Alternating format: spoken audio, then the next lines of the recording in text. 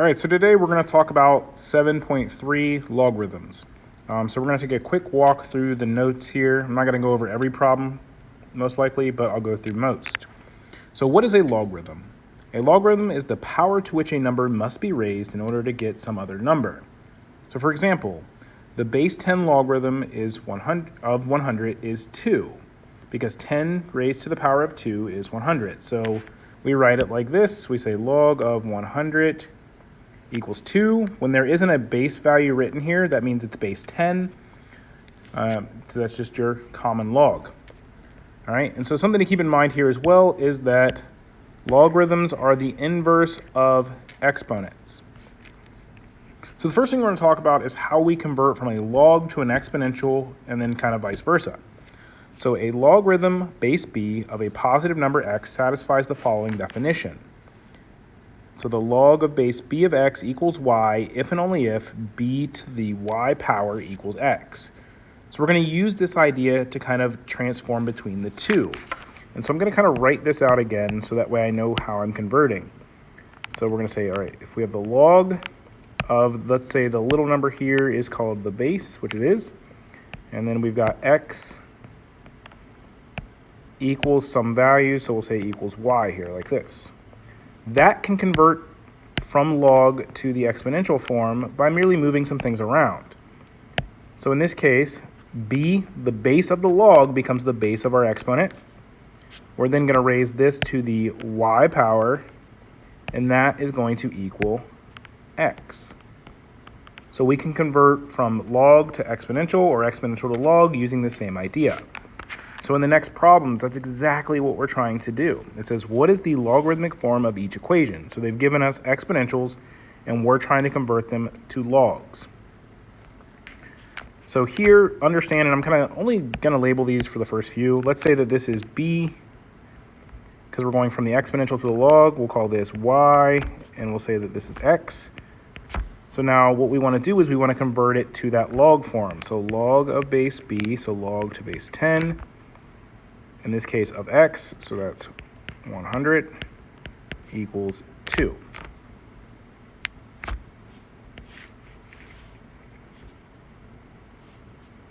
Then in the next one, same thing. Your base of your exponent is 3.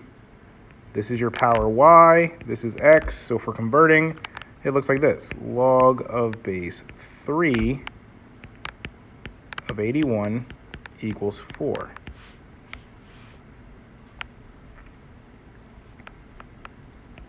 Base y, and then we have x. So log of base 6 of 36 equals 2.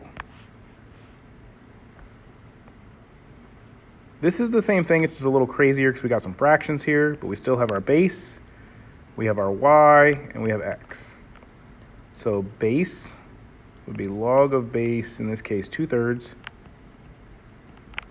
and then our x value of 8/27 equals 3. And then last but not least, we've got the log of base 3 of 1 equals 0.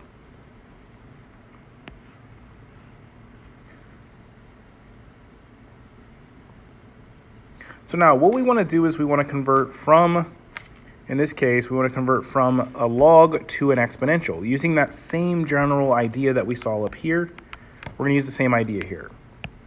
All right, so in this case, we've got our base here is, oops, that's the wrong one, sorry. The base in this log is base 8, log of base 8 of 1/8, so we're going to call this x, and then -1 is y. So if we're following that format, we want to put it in as an exponential. It's going to look something like this. We're going to say, all right, we've got base, oops, so we're going to have base is an 8, sorry, 8, there we go, to the y power equals x, so that's 1/8. And so there's our exponential. Here we've got log of base 5 of x here, which is 1, equals y. So that's going to be 5 to the 0 power equals 1. So we're just converting based on this statement here. But here we run into a different problem. We've got what is called the natural log. Well, we haven't really talked about the natural log, so this is your first introduction to the natural log. The natural log is the same thing as the log of base e, in this case of the square root of 15 equals 2. So now that we've converted the natural log into just a standard log statement with its irrational base e, we can do our conversions here. So that means we're going to have e to the second power equals the square root of 15.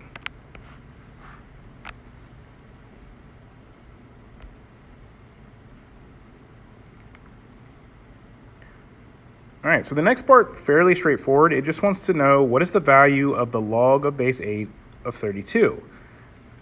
You can plug this into your calculator.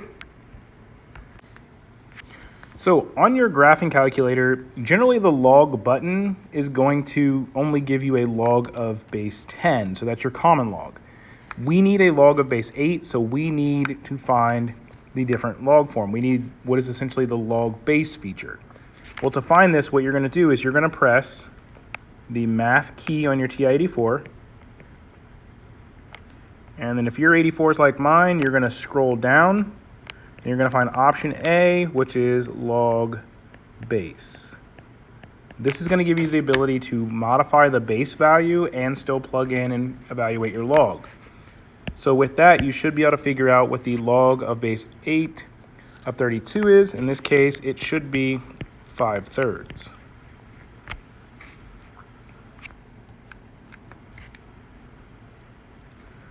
And then you're going to do the same thing for 2a, b, and c. So go ahead and look at 2a, b, and c. For a, in this case, we should get, this should be 3. In this case, we're going to get the log of base 4 of 32 is 5/2.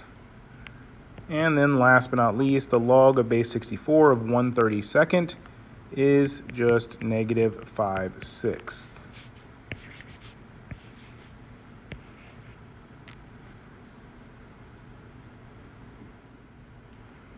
All right, so now we're going to try to evaluate natural logs. And this, your calculator also has a button for this. The only issue we have currently is for some reason the notes here have printed out the natural log twice, so we can kind of just get rid of the first occurrence of this. We don't need both of those. We're only using it once. But we can type this into our calculator. The natural log button on your calculator is right below the log button. So we're going to take the natural log of the square root of 6. And so that's going to give us 0.90.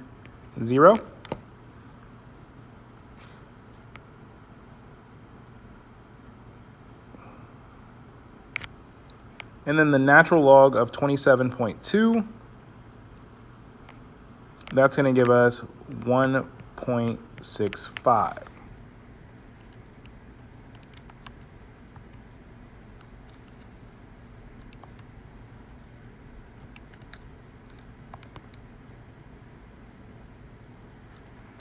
All right, so from here, it talks about a common log is a logarithm with a base 10. You can write a common logarithm of log base 10 of x simply as just log of x without showing the 10. It's the standard. A logarithmic function is the inverse of an exponential function. The graph of y equals 10 to the x power and its inverse, the log of base 10 of x, are shown there on the right, and you can see that they're inverses. They are essentially the reflection of one another across that diagonal line y equals x we talked about in previous chapters. So what we want to do is we're going to have to try to figure out how to graph these log functions. And in order to do that, we're going to use their inverse values first. Rather than just plugging our calculator, we're going to find the inverses of them, so their exponential counterparts, graph those, and then we're going to look at the log and talk about domain, range, intercepts, as well as asymptotes. So let's start with the first one.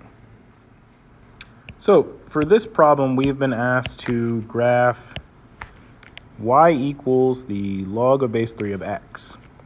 Understand that the inverse of that would be y equals 3 to the x power, which generally speaking, we kind of have a general idea of what those x and y values look like. And so I'm going to do this without the calculator. You could ultimately put this in your calculator and get the values for the log of base 3 of x, but I want to kind of look at this from a more standard kind of conceptual standpoint before we go any further. So in this case, we've got y equals 3 to the x power. So that means, let's say we plug in negative 2 here, negative 1, 0, 1, and then 2. At negative 2, this is going to take us to 1/9. At negative 1, it's 1/3. At 0, it's 1. This becomes 3, and this becomes 9. And so I'm going to graph the exponential really quickly. So 0, 1, negative 1, 1/3, negative 2, 1/9, 1, 3, and then 2, 9. So the exponential looks something like this. And we know exponentials in this case have the horizontal asymptote, which is the x-axis. So this is y equals 3 to the x power. What we want to graph, though, is the log. So we need y equals log of base 3 of x. Well, if it's the inverse, all we really need to do is switch the x and y values. So that means this x becomes 1/9. The y is negative 2. This is 1/3. This is negative 1. This is 1. This is 0. This is 3. This is 1. And this is 9. And this is 2. And then we can graph this accordingly, because this is what we were setting out to graph initially. So we'll graph this. So 1/9, negative 2. 3rd, negative 1. 1, 0. 3, 1. 9, 2. So if in this case, the exponential y equals 3 to the x power has a horizontal asymptote at the x-axis, the inverse, in this case, the red graph we have here, our logarithm, is going to have its asymptote as a vertical asymptote. It's going to be the y-axis. So it's going to get infinitely close to the y-axis, but not cross it. I know I kind of drew a cross there on accident. But that's the idea. So this exponential has a vertical asymptote. No, sorry, this logarithm has a vertical asymptote as the y-axis. So we can talk about a couple of things with just this red graph. We're just focusing on the red graph. So the domain for this graph is going to the right forever. Our red, in this case, and we'll take this away for a second so that way we don't get confused. The log graph is going to the right, and then it's approaching the y-axis. So that is essentially, it's approaching 0 as it comes to the left. Well, that means the lowest value it's going to touch is 0. It's going to go from 0, in this case, to infinity. And we're going to write it in interval notation, but this time we don't use brackets on 0 because it actually never touches 0. It gets infinitely close but never touches it. So in this case, our domain is just 0 to infinity. And then the range in this case, this graph is going to go up and down forever, so you can say all real numbers, or we can say negative infinity to infinity. So we've got both of those. And then we talked about this a second ago. Our asymptote is a vertical asymptote.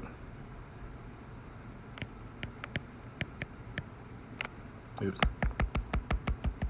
We'll do it this way. Right. There we go. Asymptote, it's going to be a vertical asymptote at the y-axis. Or we can say, in this case, x equals 0. And so exponentials had horizontal asymptotes, logs have vertical asymptotes.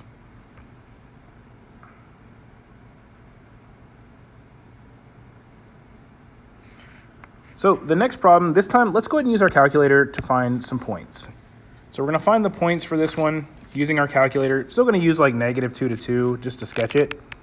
So, but this time we're not going to worry about the inverse piece. We're just going to sketch it right away.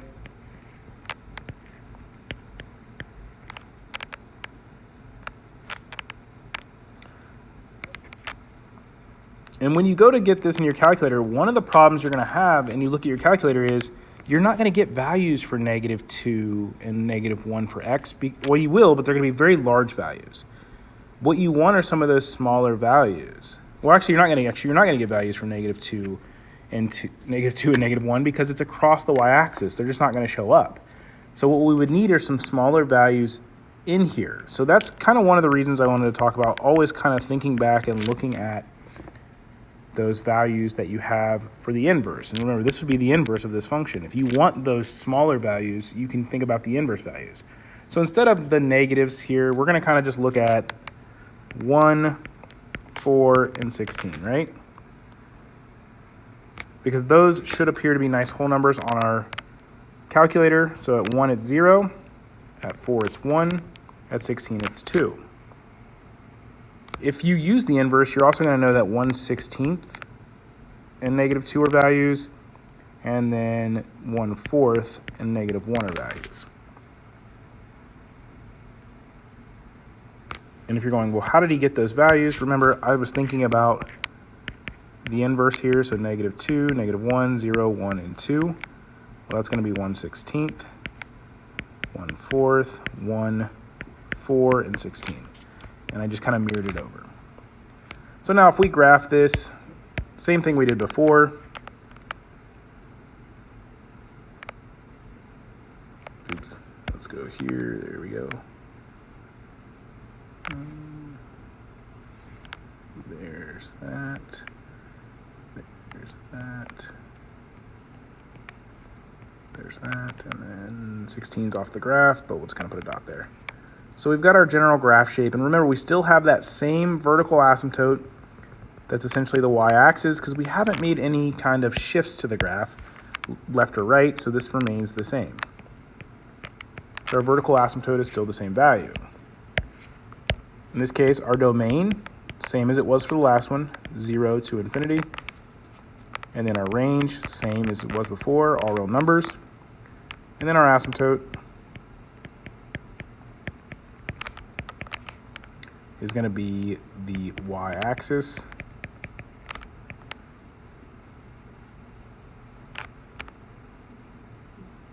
Or we can say in this case x equals 0.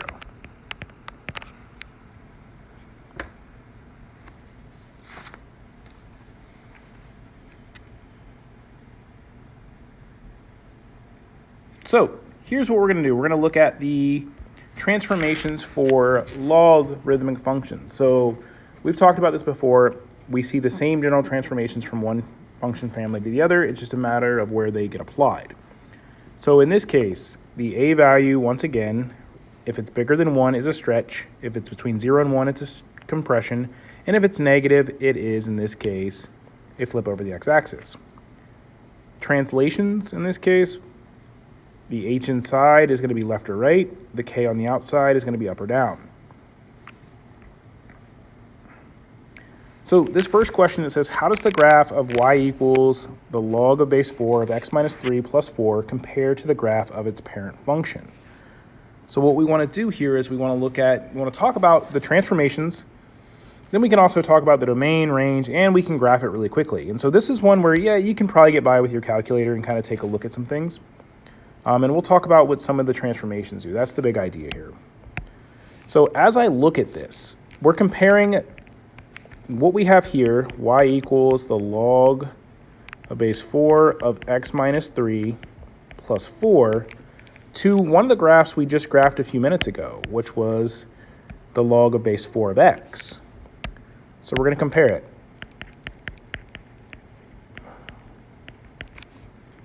All right, so we're comparing the two. Well, the first thing we should know, based on what we saw previously, if we go back up here, we know that these are our values from the previous problem. What we're seeing here is a shift, meaning we've got this plus, or the minus 3 here means that we're going to go right 3. And then this 4 here is a shift up 4. So those are our translations. So if this original graph, and I'm not going to use all the points here because the fractions are going to be a little messy to move, but let's say 1, 2, or not 1, 2, let's say 1, yeah, we'll do, well, 1, 4, and 16. How about that? We'll look at those ones. 1, 4, and 16. Well, at 1, we know we were at 0. Go back up here and check it. Yep. And at 4, we were at 1. and then at 16 we're at 2. Well, we can apply these new movements. Remember, to move right, we're adding 3 to our x's. So this becomes 4, 7, and 19. That's not going to fit on the graph. And then the plus 4, you add 4 here, so that's 4, 5, and 6. You can technically plug this in your calculator and get the exact same values, but I'm trying to do this without a calculator for the moment. So then we can graph this. All right, so I'm only really going to graph the primary point, which is 4, 4, and then maybe the secondary point, so 7, 5, which is right here. But then I know the rest of my general shape. This graph the original graph here had a vertical asymptote at x equals 0 or the y-axis, and I've now shifted the graph 3 to the right, which means your vertical asymptote has shifted 3 to the right. So our vertical asymptote is now 3 to the right. So now as I go to graph this, I'm just going to create the shape with the smooth curve where it does not cross the vertical asymptote. And so it looks something like this. It's not perfect, but it's close. And so this is our graph. We can then talk about like domain and range. Well, in this case, the domain has been shifted 3 to the right. So instead of being like the one we saw here where it was 0 to infinity, it's now going to be 3 to infinity.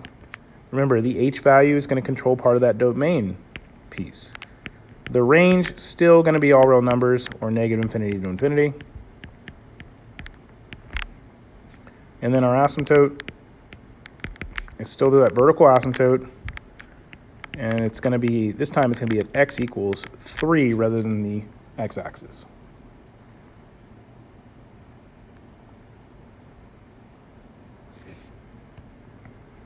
All right. The second graph, very similar to the first one that we did here.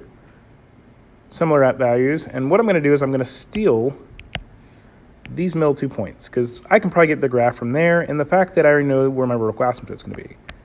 So if I'm stealing those values from the log of base 3 of x, those values were x, y, where I believe it was, let's see, let's go back up, 1, 0, and 3, 0. 1, 0, 3, 0. Not 3, 0, that's not right. 1, 0, 3, 1, there we go. 1, 0, 3, 1, there we go, that's better.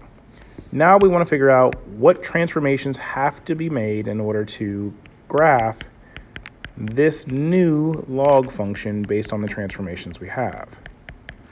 Well, in that case, the transformations here, the plus 2 inside is going to be left 2. And then the plus 1 is going to be up 1. So that means for these values, to go left 2, we're subtracting 2. So this is negative 1. Subtract 2, this becomes 1. And then up 1, we're going to add 1, so we get 2.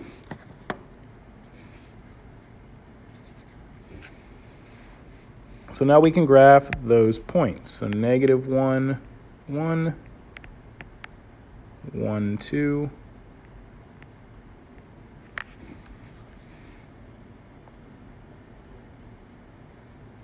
And then we should remember that our original vertical asymptote was the y-axis, but now we've shifted to the left 2.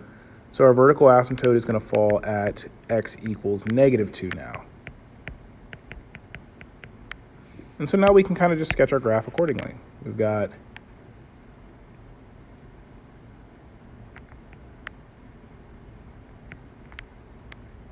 and there's our graph. And so now we can talk about domain and range. Domain, we've shifted 2 to the left. So that means we're going to be at negative 2 to infinity. Our range is still all real numbers, or negative infinity to infinity. And then we've got our asymptote in this case is, in this case, the equation x equals negative 2. It's that vertical line equation that your graph doesn't cross.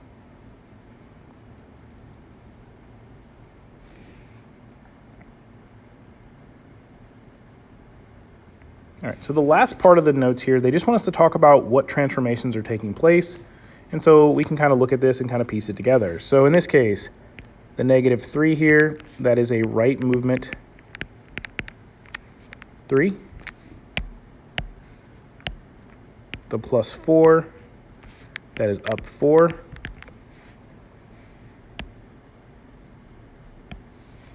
All right, and that is the only transformation taking place. Understand that this 2 is just the base. It just gives you the general idea for what the log is. It's not a transformation. It doesn't change it vertically, doesn't stretch it, doesn't do anything. That's just a part of the equation. And then the next one, we've got the log, or 5 log of base 2 of x. The only transformation present here is the 5 out in front. That's our a value, so a equals 5. That's bigger than 1, so this is a stretch.